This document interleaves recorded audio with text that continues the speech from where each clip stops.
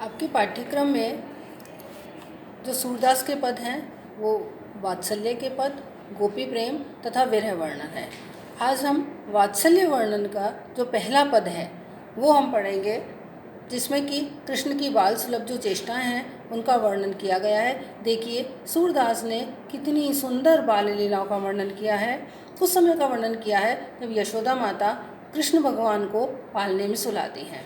तो पहला पद देखिए, जसोदा हरि पालने झुलावे, हलरावे दुलरावे मलहावे, जोई सोई कछु गावे। मेरे लाल को आओ निंदरिया, काहे ने आन सुलावे, तू काहे ने बेगी ही आवे, तो को कान बुलावे। कबहु पलक हरि मूंद लेते हैं, कबहु अधर फरकावे, सोवत जान मौन है रही रही, करी करी सैन बतावे। यही अंतर अकुलाई उठे हरि, जसुमति मधुरे गावे, जो सुख सूर अमर मुनि दुर्लभ, सो नंद भामिनी पावे। देखिए कितना सुंदर वर्णन है। यशोदा माता हरि को, कृष्ण को पालने में झुलाती हैं, कभी उनके पालने को हिलाती हैं, कभी भगवान कृष्ण को दुलारती हैं और कभी कभी वो लोरियां गा करके उनको सुलाने की कोशिश करती हैं। और उनके मन में जो कुछ आता है, जो भी लोरी उनकी समझ में आती है, जो भी उनके मन में आती है, वो लोरी उनको अच्छी अच्छी मीठी मीठी लोरियां गा गा करके सुनाती हैं। वो कहती हैं, मेरे लाल को आओ निंदरिया, मेरे लाल को, मेरे पुत्र को नींद तो जल्दी से क्यों नहीं आती है, काहे ने आनी सुनावे, तो जल्दी से क्यों नहीं आती है, तू काहे ने बेग ही आवे, तो को कान बुलावे। हे निद्रा, तुम जल्दी से क्यों नहीं आती हो, देखो न तुमको मेरा काना बुला रहा है। अर्थात कृष्ण सोना चाहते हैं। हे निद्रा, तुम आने में इतनी देर क्यों लगा रही हो। जब यशोदा माता लोरियां गाती हैं तो एक बाल सुलभ जो चेष्टा होती है कि जब तक माता गाती रहती है बच्चा आँख मूंद करके सोता रहता है, जैसे ही माता चुप हो जाती है बच्चा आँख खोल लेता है। देखिए कितना सुंदर और कितना सूक्ष्म जो वर्णन है सूरदास ने किया है। जब यशोदा माता उनको लोरियां सुना करके और सुलाने की चेष्टा करती हैं, वो आंख बंद कर लेते हैं और धीरे धीरे कबहु पलक हरि मूंद लेते हैं, कबहु अधर फरकावे। कितना सूक्ष्म चित्रण। सूरदास जो कि जन्मांध थे, क्या ये संभव है, सोचने का विषय है।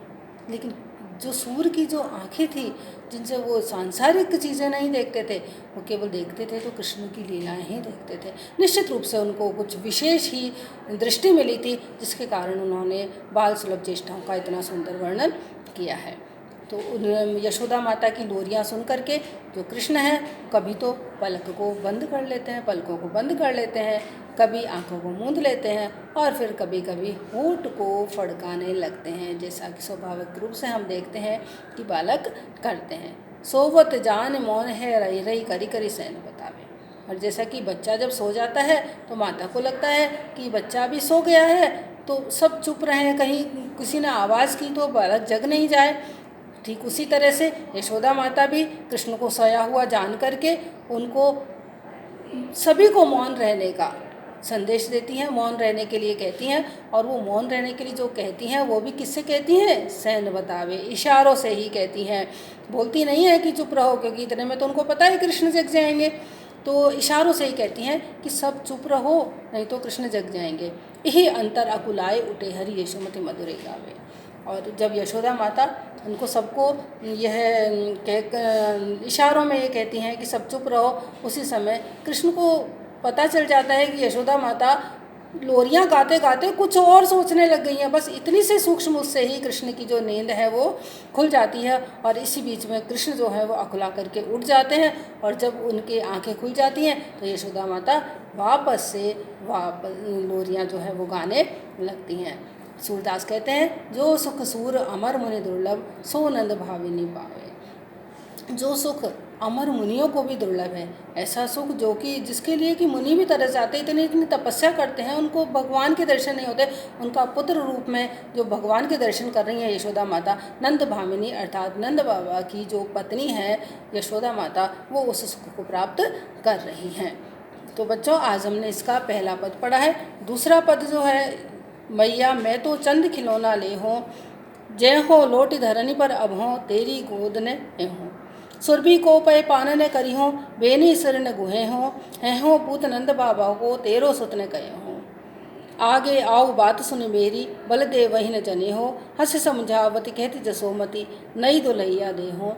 तेरी सो मेरी सुन मैया, अभय बियावन जे हो। सूरदास है कुटिल बराती, गीत सुमंगल के हो।